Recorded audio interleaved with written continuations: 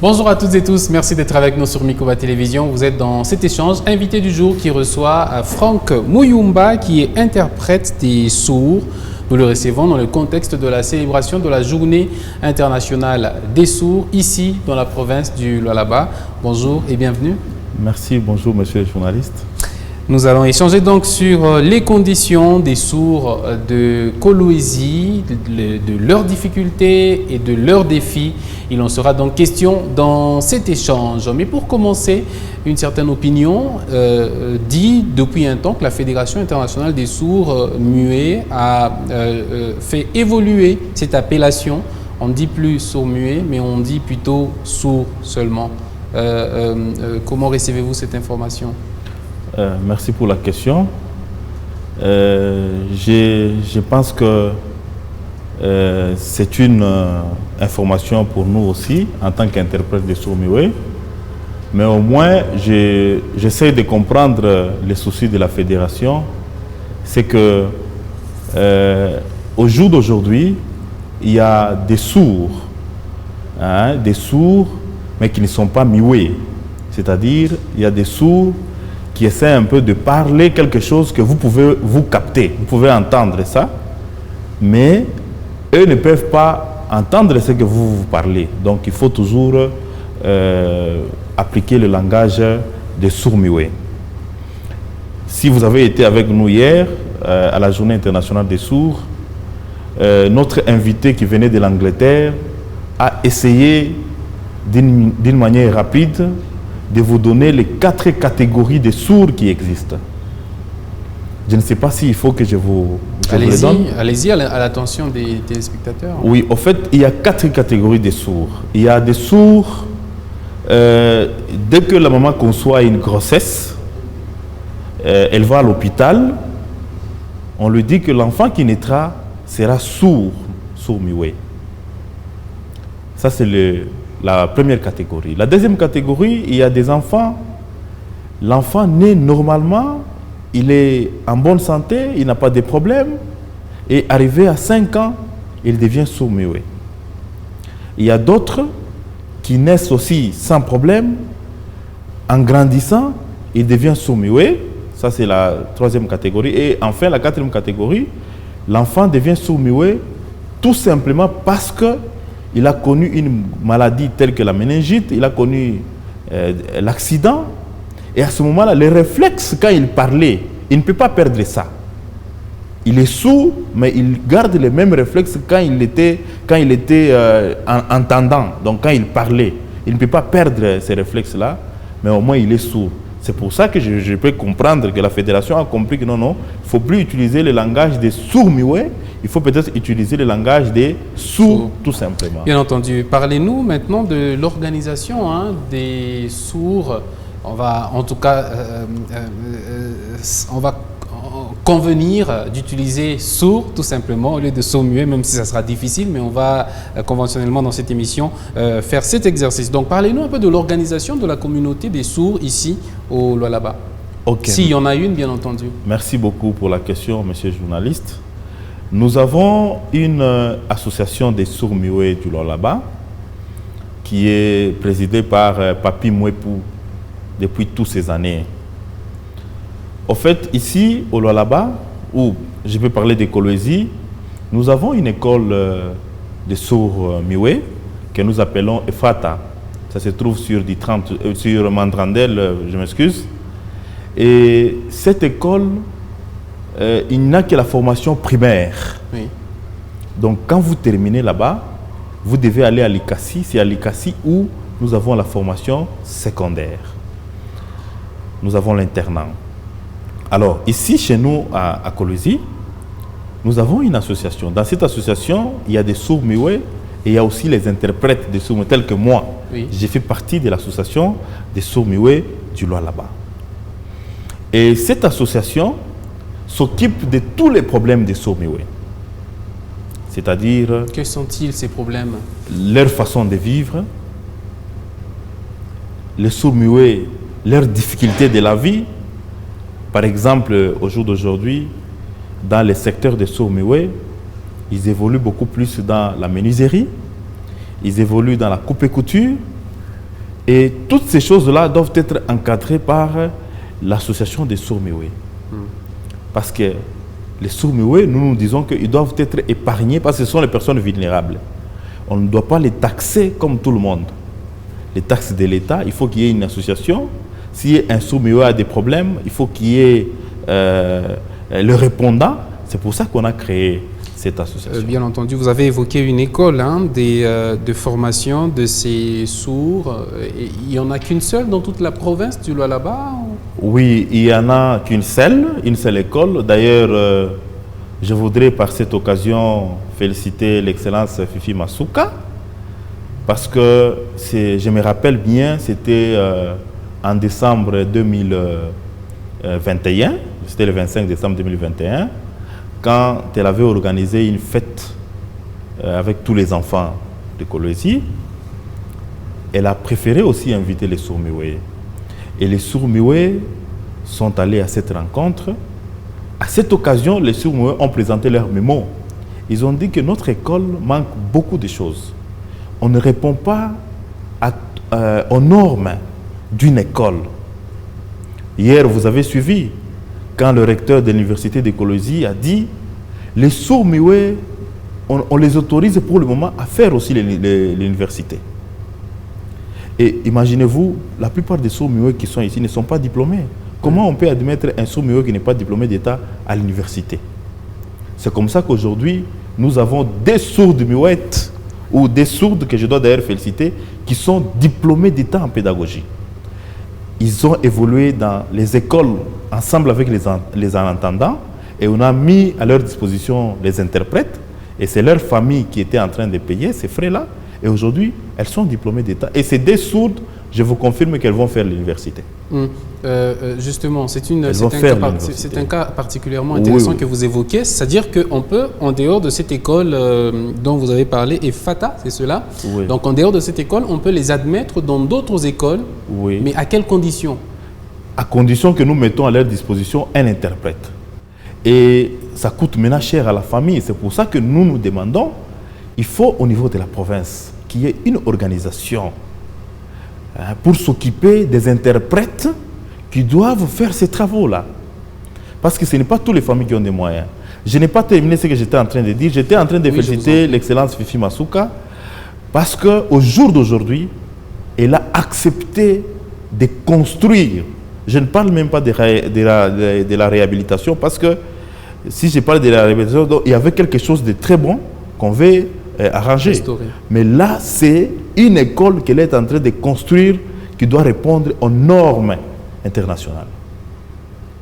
Parce que les sourds se sentent isolés, ils se sentent abandonnés. Alors, quand ils ont fait leur mémo, elle a compris. Et au jour d'aujourd'hui, quand vous passez sur Ephrata, vous allez voir, ce sont les Chinois qui construisent. Les travaux évoluent normalement. Et pour ça, nous devons la féliciter vraiment parce que ces travaux vont aboutir à quoi? À une école secondaire? Nous allons maintenant organiser toutes les sections ici à Kolwezi. Okay. Nous aurons les secondaires. Comparativement avant, quand il fallait envoyer les enfants à l'internat à Likasi. Ce n'est pas tout le monde qui a des moyens pour envoyer les enfants à Likasi. Oui. On comprend que c'est un parcours assez délicat que doivent mener les jeunes sourds du Lualaba. Mais expliquez-nous comment ils parvenaient à s'en sortir.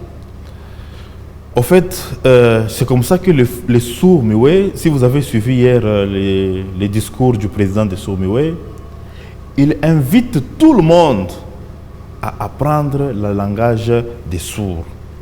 Pourquoi? Parce que c'est difficile pour eux d'apprendre à parler. Mais c'est facile pour vous, pour nous les entendants, d'apprendre la langue des sourds. Et ils ne peuvent pas apprendre à parler. C'est pour ça qu'ils vous invitent, vous, parce que toute communication passe. Donc pour que nous puissions nous communiquer, il faut échanger. Et pour échanger avec les sourds-muets, il faut apprendre ces langages-là. Oui. Et c'est facile pour vous les en entendants. Mais eux ne peuvent pas apprendre. Et tant que vous, les en entendants, vous ne voulez pas apprendre la langue des sourds, c'est compliqué. Ils se sentiront toujours lésés et isolés. C'est pour ça que l'objectif, si vous suivez même l'objectif de la Fédération mondiale des sourds, c'est pour sensibiliser la population à la culture et à comprendre la langue des sourds. Bien entendu. Parlez-nous maintenant des conditions sociales de ces sourds-là. Sont-ils facilement acceptés dans la communauté? Sont-ils facilement acceptés dans des entreprises où ils sont tout simplement marginalisés? Monsieur le journaliste, sans vous tromper, les conditions de vie des sourds-muets sont précaires. Les sourds-muets souffrent sérieusement. Ils souffrent pourquoi? Parce que ils se sentent abandonnés alors qu'ils peuvent apporter les mêmes facultés que les entendants. Je vous donne un exemple. Allez-y. Les sourds-muets au jour d'aujourd'hui, hier vous avez suivi, je ne sais pas si vous étiez avec nous, vous avez assisté à l'exposition des œuvres des sourds-muets. Ils fabriquent des bancs. Il y a des écoles sans bancs ici. Pourquoi ne pas donner le contrat aux sourds-muets? Les sourds-muets sont en train de confectionner des modèles. Vous avez suivi le défilé des modes. Tous les défilés des modes que vous avez suivis là-bas, c'est eux-mêmes qui confectionnent. Donc, il faut qu'il y ait une politique d'encadrement de ces gens-là. Qui doit venir de qui cette politique? Et le gouvernement doit c'est pas pour rien, on vous a montré la loi qui les protège. Maintenant, ils sont couverts de la loi. Oui. Donc, le gouvernement doit veiller à ces gens-là. Je voudrais à cette occasion féliciter aussi l'excellence Adina Oueji, à l'époque, quand il était commissaire en charge des sports. Oui. Il m'avait dit, non Franck, je dois fêter mon anniversaire. Mais je voudrais que tu m'invites 150 sourds-muets avec lesquels je vais passer ma fête d'anniversaire. Je vois que des choses comme ça, même si nous ne pouvons pas les dire, un jour Dieu peut toujours vous bénir d'une manière ou d'une autre. Mais quelle est la responsabilité de vous? Parce que vous avez dit que vous êtes organisé dans une structure qui encadre les sourds-muets et qui les associe avec les interprètes. Mais quelle est votre responsabilité dans cette solution qu'il faudrait qu'on trouve ensemble pour le bien-être de cette communauté? Est-ce que vous avez un plan, un programme que vous pouvez présenter à qui veut vous aider pour qu'il puisse le faire? Le programme, nous l'avons. Et à travers le ministère des Genres et Familles, nous sommes en train de nous battre pour que les conditions des sourds-muets soient vraiment acceptées. Donc, qu'on mette les sourds-muets dans des conditions acceptables. Nous sommes déjà dans ces démarches-là avec la commissaire Nathalie Ngandou, d'ailleurs qui se donne aussi. Et je crois que pour le moment, les sourds sont déjà éveillés. À l'époque, ils étaient aussi un peu distraits, mais pour le moment, ils sont aussi éveillés avec beaucoup des innovations qui arrivent dans leur secteur. Ils essaient de comprendre et de comparer. Vous voyez, l'autre fois, je vous ai dit qu'on a reçu un invité qui est venu de l'Angleterre. Il est diplômé. Il a étudié dans les écoles en Belgique, en Angleterre. Il s'est spécialisé sur la vie des sourds. Et il a fait son temps en Europe. Il a dit que non, il doit maintenant être retraité. Maintenant, il est venu au Congo. Il veut vraiment que nous puissions vraiment aider les sourds-muets. Lui et sa femme sont tous des sourds-muets. Mais il a accepté de venir même là-bas pour vulgariser la culture des sourds-muets. Donc, je crois que pour une province qui veut se développer, doit tenir compte de tous ces aspects-là. Maman Fifi a déjà donné un bel exemple à suivre, tout simplement parce qu'il a accepté d'abord de réhabiliter cette école et de l'équiper. Et avec ça, nous nous sentons fiers. Mais au niveau de l'association, vous avez un programme bien écrit que vous avez présenté au gouvernement ou dans les entreprises pour leur dire que vous fabriquez des bancs et que vous pouvez les leur offrir, ou que vous confectionnez des vêtements? Oui, il y a déjà un programme. D'ailleurs, je vous dis qu'avec la société civile, on a donné un contrat aux sourds-muets de fabriquer 150 bancs. Et ils étaient satisfaits. Très bien. Ils ont travaillé nuit et jour. Je faisais moi-même les suivis. Et ils ont produit les bancs. Et je crois que Maître Shadrach ne peut pas me contredire aujourd'hui à ce sujet. Que demandent les sourds du Lualaba aujourd'hui, en plus de ce que vous venez d'énumérer comme besoin? Les sourds muets demandent l'intégration dans la société. La société chez MAF à l'époque avait engagé, quand il était en train de faire les routes, avait engagé le président de sourds muets, M. Papi Mouepou. Il a travaillé sans problème. Il y a M. Estimen Koulou qui a travaillé plusieurs années chez Somika. Plusieurs années chez Somika. Il a travaillé, même pour le moment, on m'a dit qu'il travaille dans une entreprise de la place.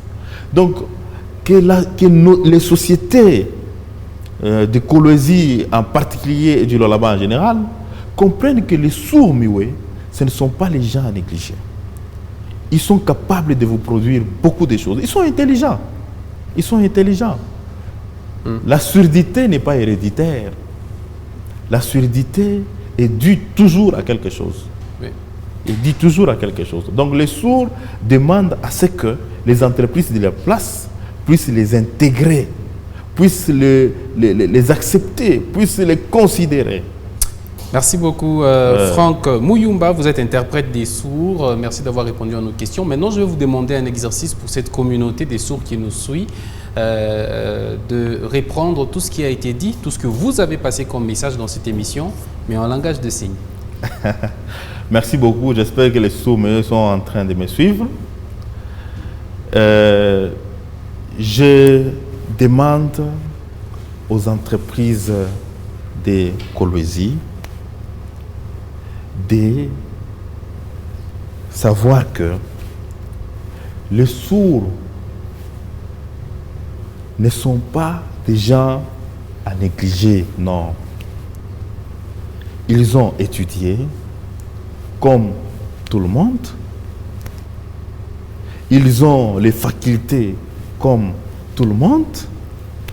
Mais ce que nous demandons comme leur interprète ou encadreur, nous demandons au gouvernement de veiller à leur situation sociale.